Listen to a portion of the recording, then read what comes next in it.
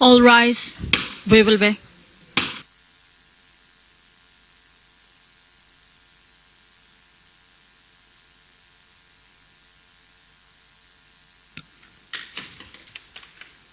Please be seated.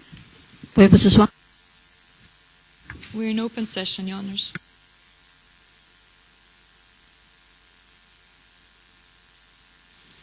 Thank you very much.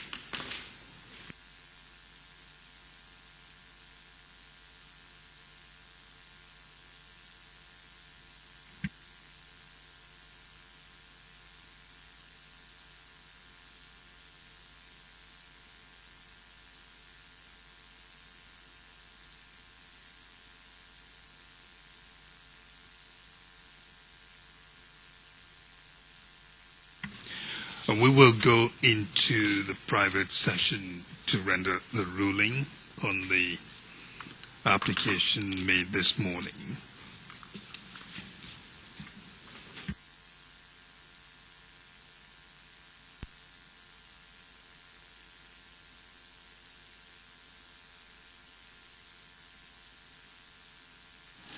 We're in open session, Your Honors.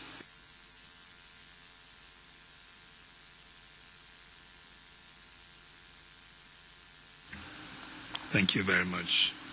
Court officer, please administer the declaration.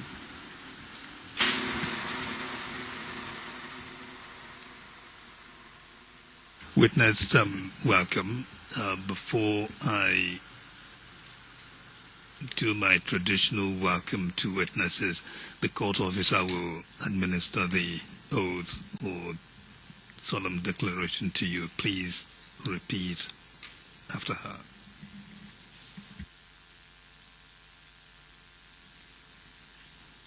I solemnly declare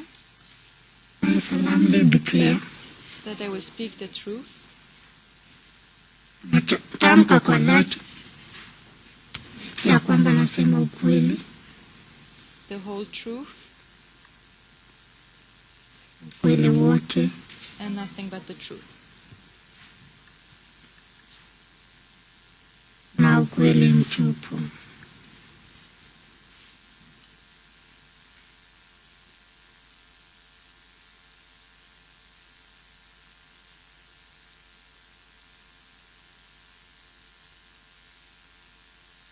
We did not get interpretation. Your Honors, I'll repeat again. Can we please have interpretation for the record? I solemnly declare natamka kwa dhati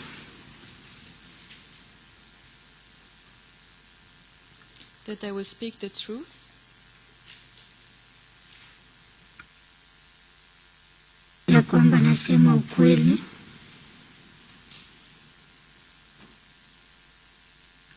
the whole truth, ukweli wote, and nothing but the truth. na ukweli mtupu.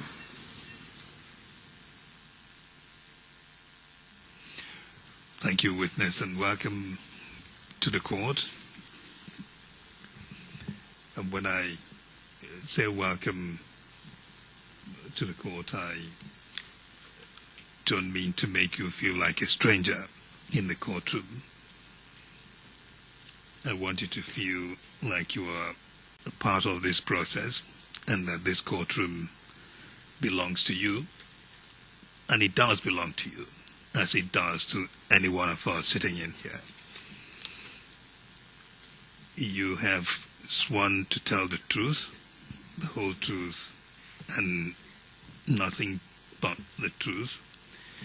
That is exactly what we expect from you. That is how witnesses assist the court in doing their work. And this is done by truthfully answering the questions that the lawyers in this courtroom will be asking you. The first lawyer to ask you questions would be the prosecution lawyer, Ms. Renton. She will ask you questions in your examination in chief. And when she finishes asking you questions, the defense lawyers would ask you questions as well. The lawyer for Mr. Ruto and the lawyer for Mr. Sang will all take their turns asking you questions. From time to time, it is the case that the lawyer for victims would also ask questions, either make a request to ask questions. In all of this, there are lots of questions being asked you, and it is, of course,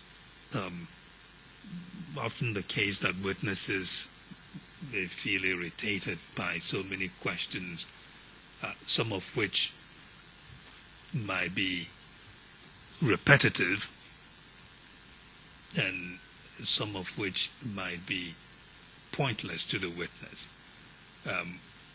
We would ask you to ignore all of that, whether it is repetitive or whether it appears pointless to you. Sometimes witnesses also worry that the questions being asked of them may be unfair. Again, we will reassure you to not worry about fairness of questions, because that is the job of the judges, to make sure that you are not abused because you are in the courtroom and lawyers have the right to ask you questions. We will only allow questions to be asked of you that are fair and appropriate. What that then means is, if we don't ask you to not answer a question, please answer it. What we will require of you is to listen very carefully to the questions that are being asked. Make sure you understand each question as it is asked, and then respond to that question as briefly as possible. Try not to guess at answers to the question. Make sure you understand what it is you are being asked. Also, try not to get too worried about where is all this leading. Why is he asking me this question? Is he trying to prove something or not? No. Just concentrate on the question, make sure you understand it, and then answer it as truthfully as you're able to. Do not guess. If you do not understand the question the lawyer is asking you, please feel free to say you do not understand the question, and the lawyer will repeat the question. If you follow these basic guidelines, you would have assisted us in our search for the truth, and your visit to the court would have been worth the while. Now, there is something that it's very easy to ignore, and that is how the work is done and how your testimony is recorded in the records of this court. For that purpose, I will ask you to please keep in mind people who are helping us do the work, who are helping your testimony get recorded correctly. I'm thinking here about the court reporters whom you don't see in the courtroom, but they're up there, and the interpreters who are also over there. They do the job of making sure that your testimony is accurately captured and recorded in the court records. For you to help them, it's important for you to speak at a moderate pace. Do not speak too fast, and also not speak too slow.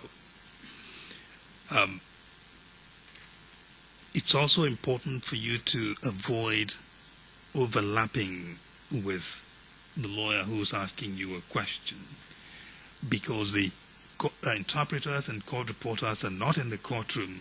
They cannot hear you directly. They can only hear you through the microphone.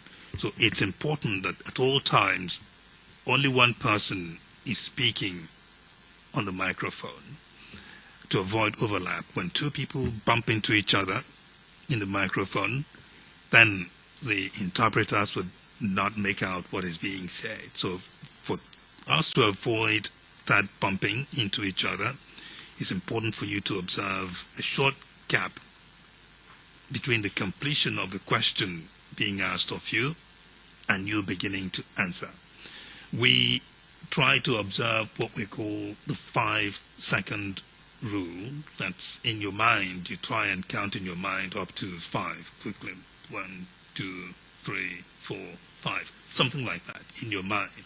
So that creates enough gap for the next person who's speaking to be heard correctly. I will leave it at that in terms of the introductory remark. From time to time, I may need to remind you of some of these things. But before I stop talking and turn over to the lawyers, there is one more matter, and that is the matter of identification. The court has granted the prosecutor's request that your identity be protected while you are testifying. The reason for granting the purpose of that is to ensure that people who are listening from the public or on television as the case is ongoing do not easily identify that it is you who is testifying. So we're not using your real name, we're only using your pseudonym, and you'll be referred to as witness 442. You need to assist us in making sure that those measures work. You will need to take care to avoid mentioning your real name in your testimony when we are in a public session, or the names of your relatives or close friends, or where you live or where they live,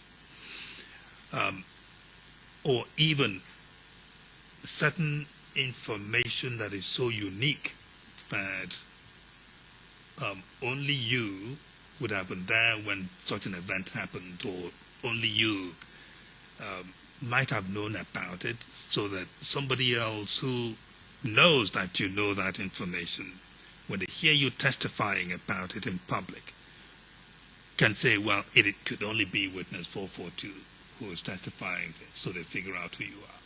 Try not to give that sort of information in your answer when we're in the public session. Now, this does not mean that you don't tell us about those sorts of information, including your name or names of relatives and friends, but it only means that when there is a need for that sort of material, for that sort of information to be given by you, we will go into private session when members of the public will not know or hear what you're saying at all. So with that in mind, I will now invite Ms. Renton for the prosecution to start asking you questions. As I said, from time to time, we may need to remind you of some of these things. Thank you. Ms. Renton.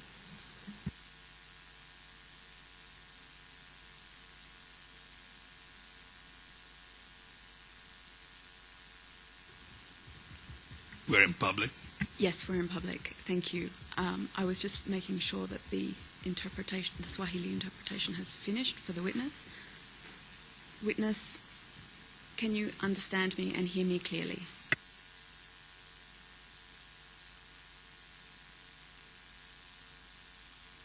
Hiyo nakusikia.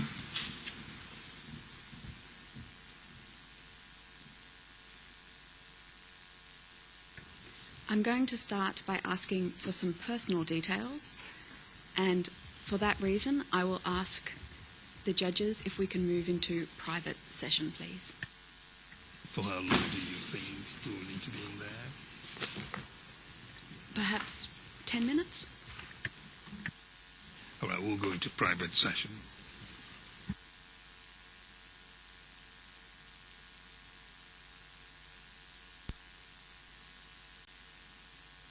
We're in open session, Your Honors. Thank you. Ms. Ranton, proceed. Thank you, Your Honours. Witness, because we've now moved to public session, I would ask that you be very careful, listen to my question, if possible answer yes or no, but just answer the question that I have asked in order not to give any information that may identify you. Do you understand?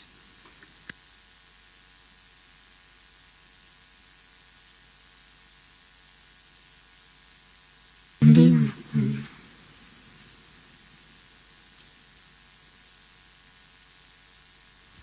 I'd like to ask you about Kapsabet Town in 2007.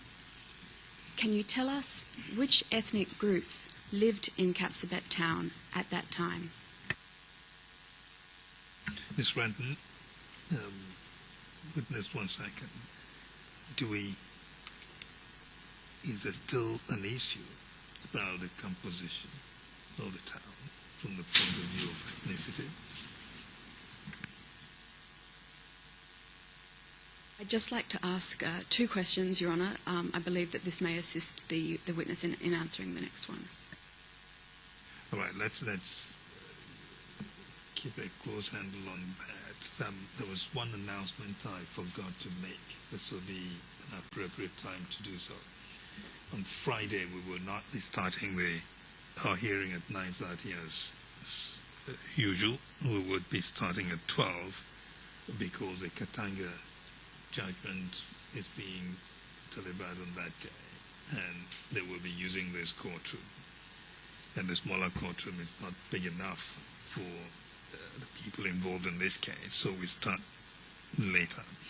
Now, that creates some pressure on us in view of our schedule, indicated schedule for the remainder of this period. Part of it may be addressed by our need to set extended hours, but that notwithstanding, we'll be very keen in policing the questioning in this case so that questions count, so we will not be drawing wide paths to get to a point, if possible. Thank you. I'm guided, Your Honours. I certainly don't want to lead in my questions unless there are issues in which the defence are happy for me to do so. So that's how I prepared my examination, but certainly if I can speed it up or shorten it in any way, I will do my best. Point is we need to make every question count and not, that's all. Thanks.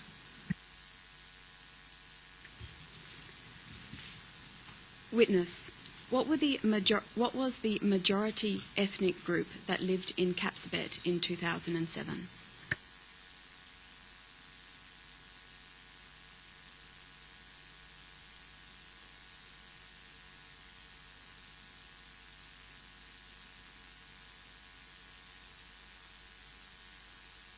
Ni Kalenjin.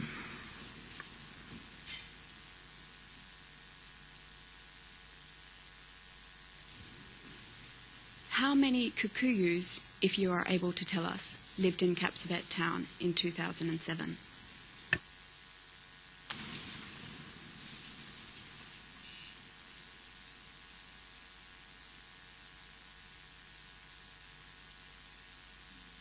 Nafikiria siwezi nikakupa jawabu kamili kwa sababu singeweza kujua wote, lakini kwa ufupi naweza kusema maybe walikuwa karibu na 6,000 hivi, 6,000, 5,000 hapo hivi. Sina jawabu kamili kwa sababu hatukuwa tumechukua hesabu ya wale wa Kikuyu. Nimesema hivyo kwa jambo fulani.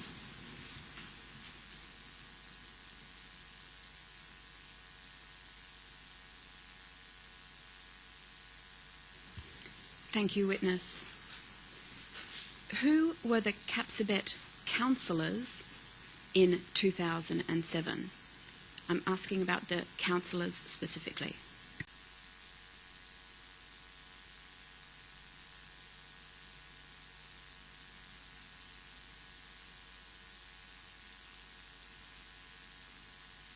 Wakati huo tulikuwa na kansula Nyundo, tulikuwa na kansula Ishmael, tulikuwa na kansula Abdi, tulikuwa na kansula Pembe, tulikuwa na kansula Talam. Na ningependa kurekebisha kidogo kwa sababu kwa wakati huo pia kulikuwa na makansula hawa nimetaja, wengine walikuwa wanawania viti kwa wakati huo. Walikuwa wanawania na cheti cha ODM by that time.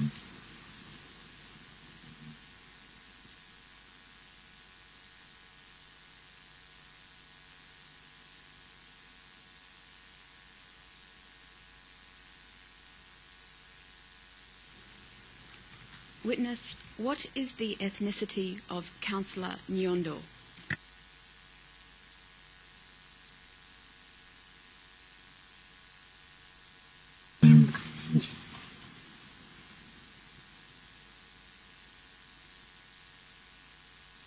And Councillor Ishmael?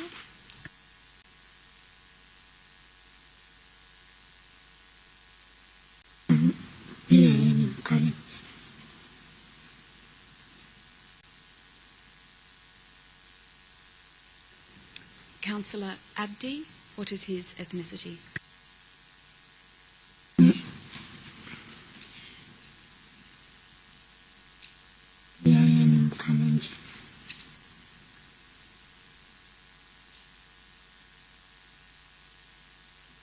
Councillor Pembe?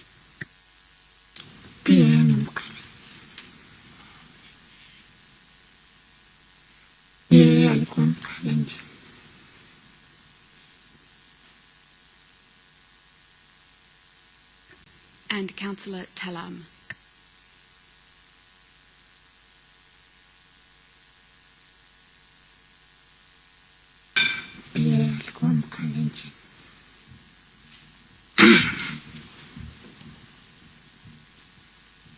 In 2007, who was the area nominated MP for that area?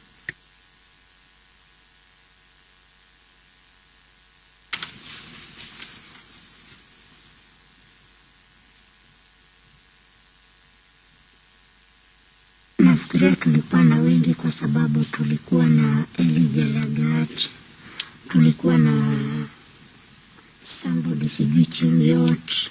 Sikuwajua wote lakini nilijua wachache. Nilijua kansula, nilijua Elijah Lagat, na nikarudi nikajua huyo alikuwa anaitwa Chiriot. Nafikiria ni mtoto wa former MP wa Tindret, kitu kama hiyo. Sikujua wengi mimi.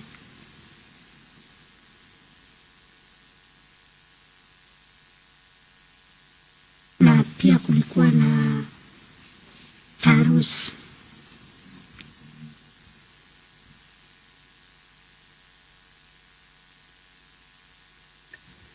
What was the ethnicity of Elijah Lagat? Alikuwa ni Mkalenjin.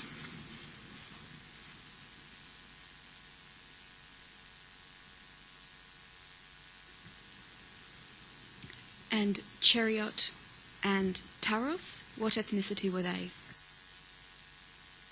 Wote ni Wakalenjin.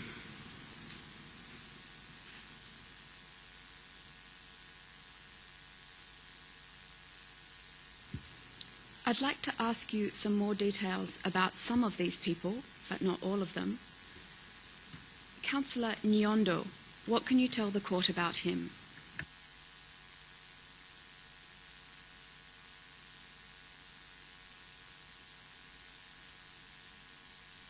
Sorry, sikuelewa hilo swali. Kueleza kuhusu kivipi, karete yake, kuishi kwake, ama umri wake, sijaelewa ni.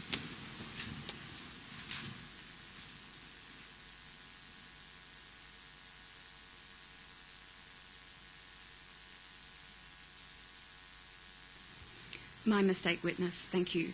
I will ask another question. Do you know how long Nyondo was involved in politics?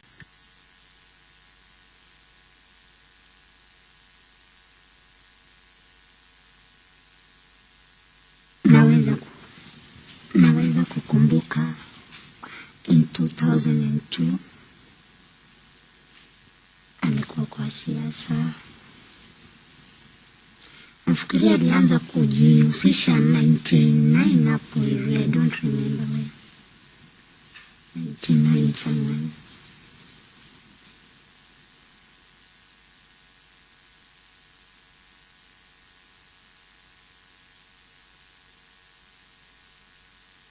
Have you had any interaction with him?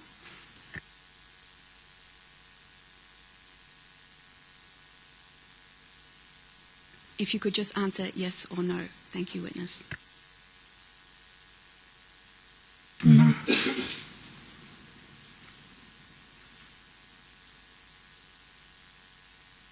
Are you aware whether Councillor Nyondo has a relationship with Mr. William Ruto?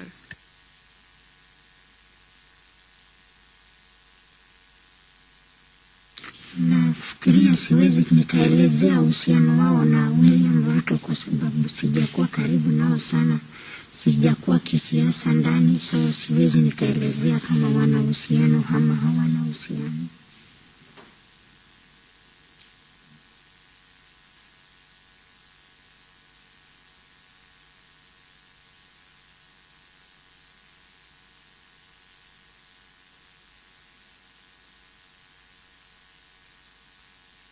I'd now like to ask you some questions about Elijah Lagat. Do you know if Mr. Lagat and Mr. Ruto had a political relationship? Can I just interrupt here to say that there's an element of leading, there's a qualitative element of leading in these questions.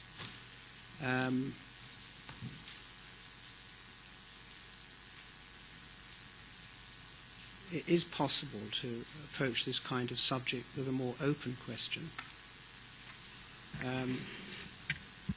time-saving or not. The question was whether the witness knows if there was any. Question is allowed.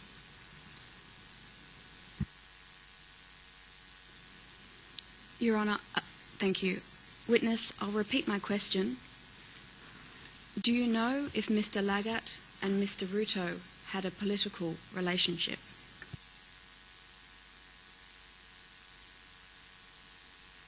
Kulingana na mimi vile nilivyojua, wote walikuwa wako kwa chama moja cha ODM, lakini zaidi ya hapo siwezi kuelezea kwa sababu mimi sijakuwa kwa mkutano wao wakiwa na Bwana Ruto.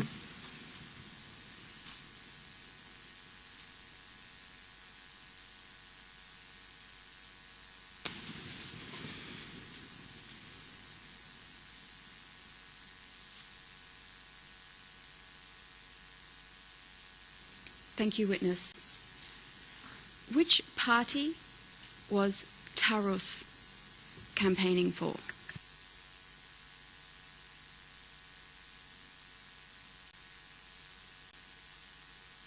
Nafikiria Bwana Tarus alikuwa kwa upande wa PNU.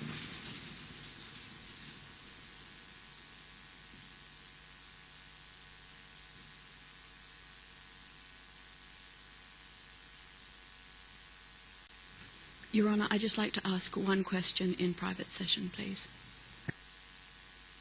Private session.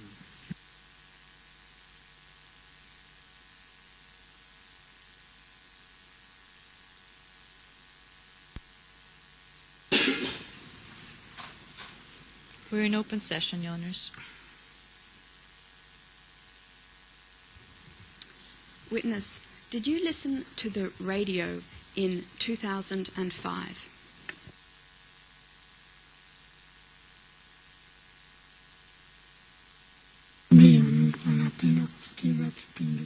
vipindi vya redio. Nilikuwa napenda kusikiza Kass FM, nilikuwa napenda pia kusikiza Citizen.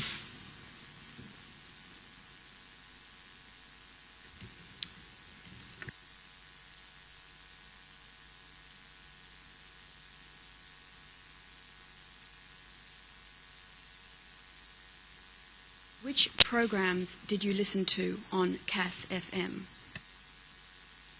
In 2005, Sorry, yes, in 2005.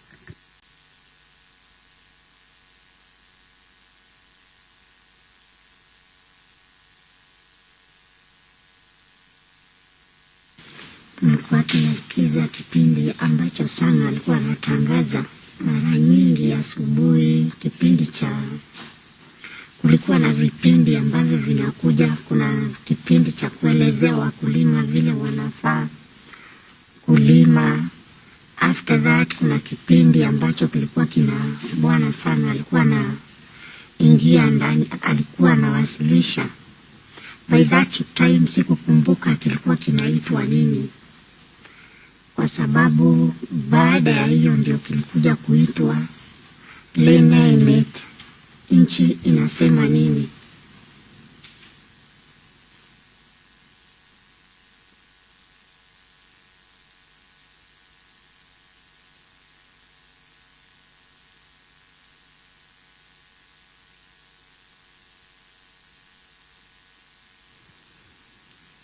Witness, you've told us that sometimes the programs would give advice to farmers. What other topics were discussed in 2005 by Joshua Sang?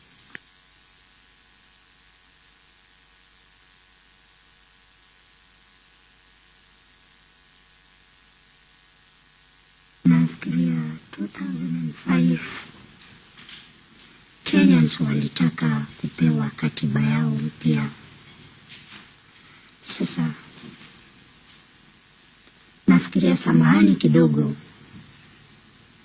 ningependa kuuliza hilo swali tena nipate kusikia ndio nipate jibu.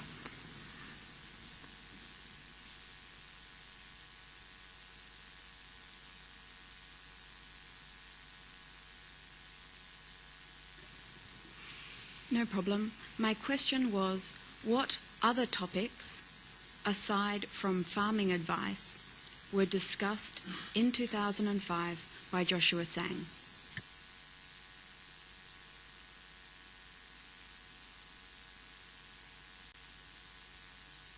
Inategemea ni muda gani mwaka wa 2005, kwa sababu kuna mwanzo wa mwaka, kuna katikati ya mwaka, pia kuna mwisho wa mwaka. Sasa sielewi ila swali naliweka upande upi.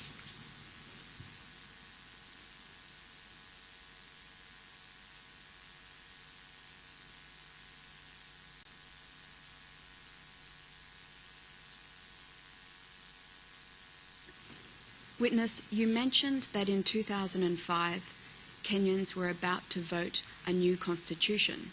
Did Mr. Sang talk about this topic on the radio?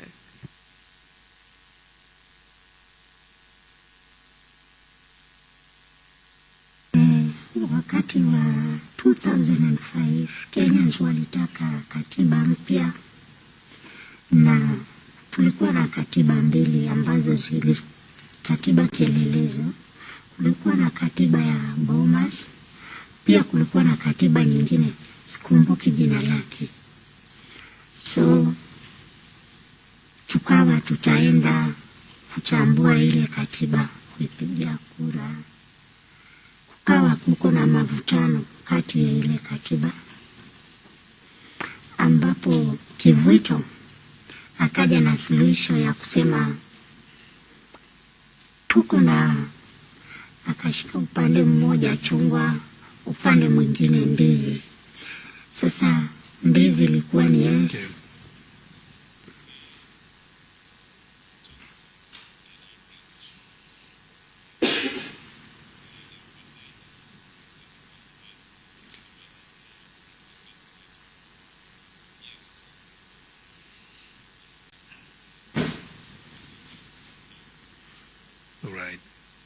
witness, you remember the advice I gave you earlier, to listen carefully to the question and answer just that question.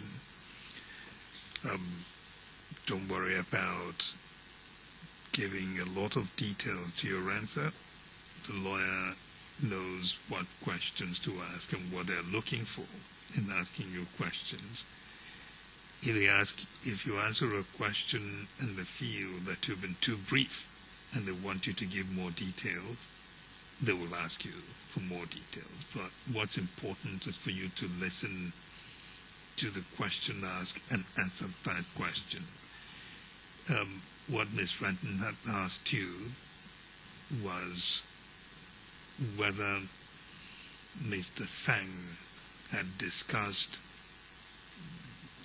about the new constitution that Kenya was about to vote in 2005, whether he had that discussion on his radio station. Can you answer that?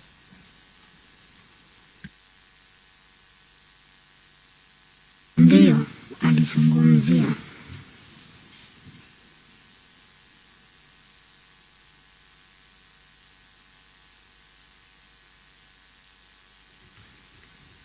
Witness, you told us that there were two sides, the orange side and the banana side. Which side did Mr. Sang promote or discuss and talk about on his radio show? Mr. President, I would object to that question. It presupposes that Mr. Sang had taken a position. We would object to that question as leading. Ms. Redden? Yes, sorry, I realised as I was speaking. I'll rephrase that. Did Mr. Sang have any position on which side to vote for the Constitution?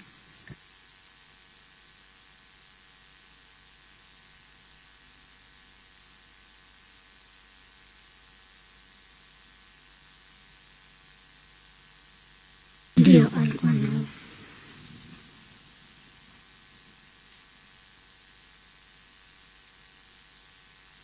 Which position did he have? Wako msimamo wa chungwa.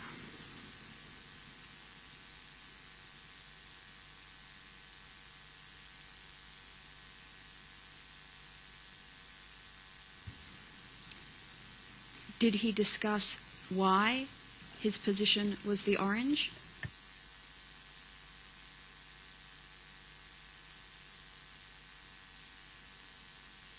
Ndiyo, alisema.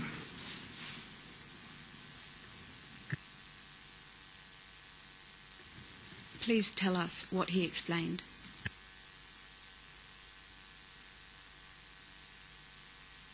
Bwana Sang alikuwa akiongelea kwa undani kuhusu hiyo katiba. Nafikiria kituo cha redio cha Kass FM kilikuwa kwa upande wa ODM.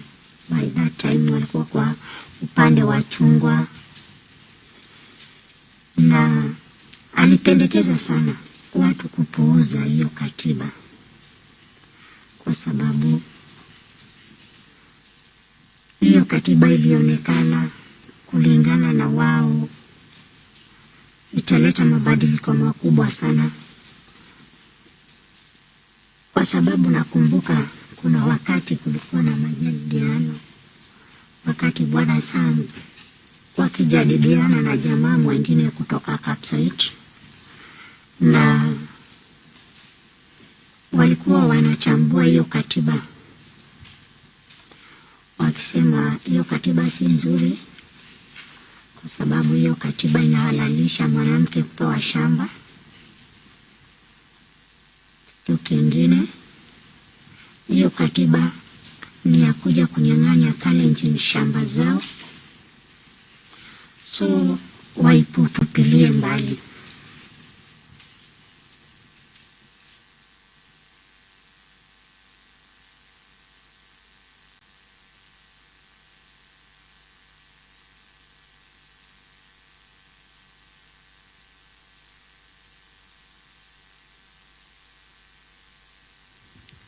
The man from Kapsoit that Mr. Sang was discussing with, was he a guest on the show? Was he a caller on the show? Or something else?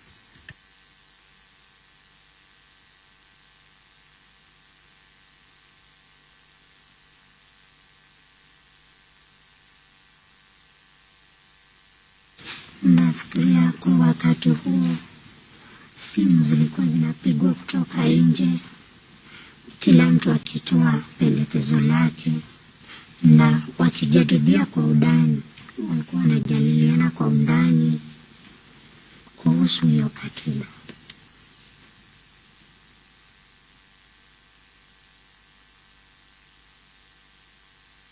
Kwa hivyo huyo jamaa alitumia simu. Alikuwa na mazoea yeye kupiga simu wakiwa karibu wa jamaa watatu hivi.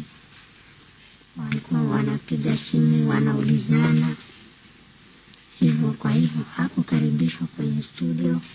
Sijui kukaribishwa kwake kwenye studio, lakini mimi nilisikia mawasiliano kutoka kwa simu.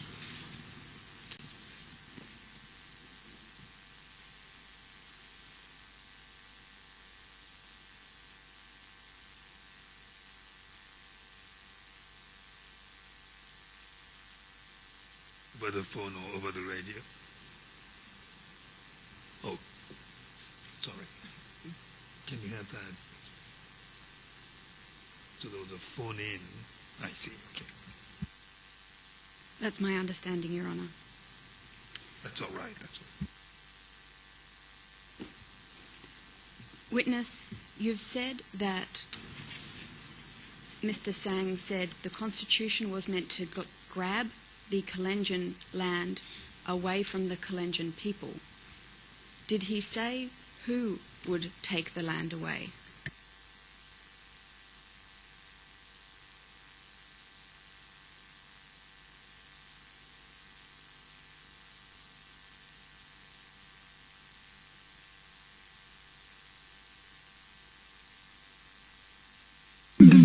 Ndio alisema, na kulingana na maoni ya wengi nikiwa mmoja wao, kwa sababu hiyo katiba iliitwa katiba ya Kibaki,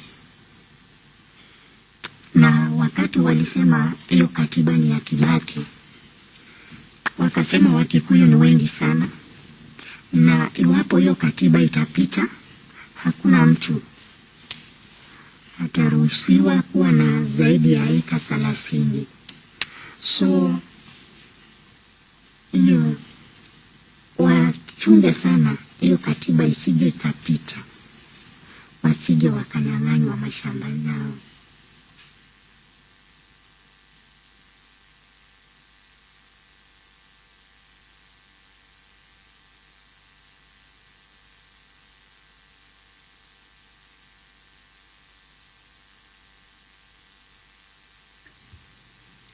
Witness, you've mentioned that people would call into the station. How did they react? What did they say when they called in about the Constitution?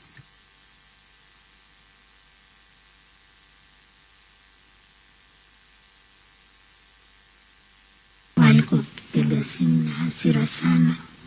Ungeweza hata kusikia mmoja akisema, ambia watu wetu wapate kuelewa. Waambie wajue hii katiba. So watu wengi walikuwa wanachambua hiyo katiba kwa uchungu mwingi sana.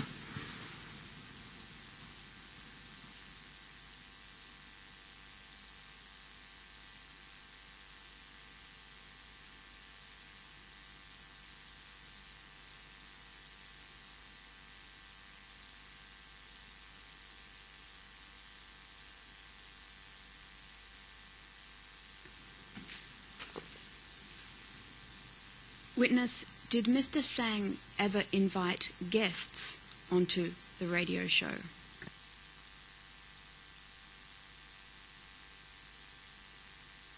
Ndio, nakumbuka. Ni watu wengi walikaribishwa huko, hata nakumbuka Uhuru kuna wakati alikaribishwa, our president Ruto alikaribishwa, Raila akakaribishwa. Alikaribisha watu wengi sana.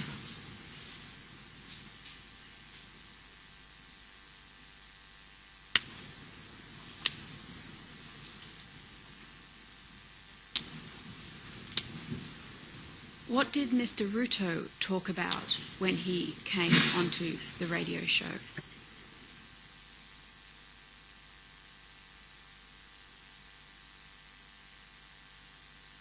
Waliongea kuhusu katiba, wakaichambua kwa undani. Walipomaliza kuchambua, kila mimi nilisikia tu Bwana Ruto alichokiongea. Alisema, na waomba mandugu zetu to reject hii katiba na tulinde mali yetu. Hivyo tu ndivyo vile mimi nilisikia.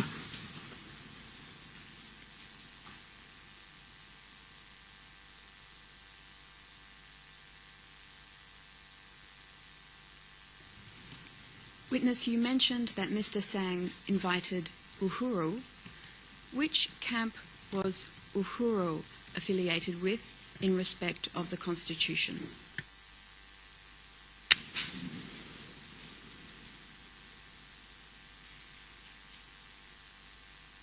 By that time, Uhuru alikuwa kwa upande wa chungwa.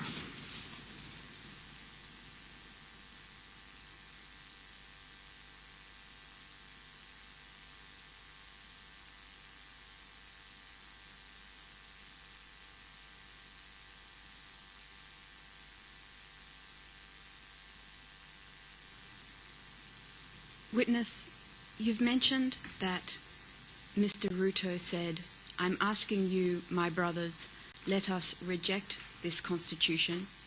Let us protect our assets or our wealth."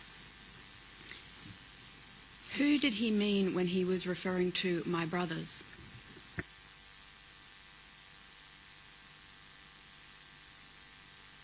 Sasa kulingana na vile alivyoongea, mimi siwezi kujua alikuwa anasema either ni Kalenjin wata protect vitu mali yao, ama alikuwa anamaanisha Kenyans kwa sababu alisema mandugu zangu. Sasa sikuelewa zaidi hapo.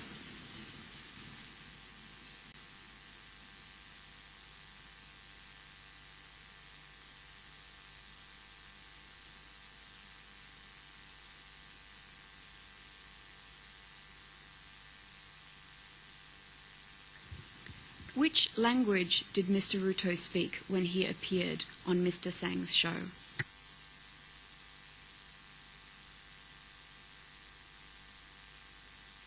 Bwana Ruto aliongea Kikalenjin na pia aliongea Kiswahili kidogo.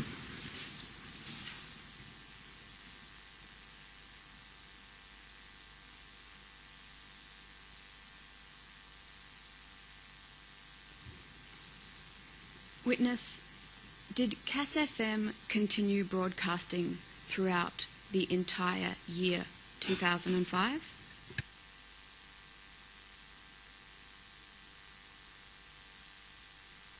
Nafikiria kampeni ziliendelea mpaka mwezi wa 11. Mwezi wa 11 kampeni zikasimamishwa, tukaongojea.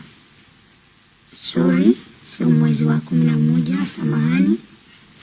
Kampeni ziliendelea mpaka hadi karibu Disemba, ndio tukafanya uchaguzi wa referendum sasa. Na hiyo chapter ikafungwa.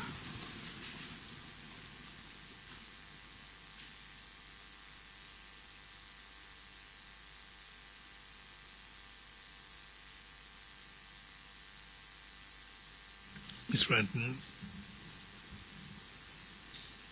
I know at the time we can take a break now if that's We it. can. Witness, we will take our lunch break now, and you will be rejoining us at 2:30. And during that time, during your break, please do not discuss your testimony with anybody. The court officer will bring down the blinds so that the witness will be ushered out of the courtroom.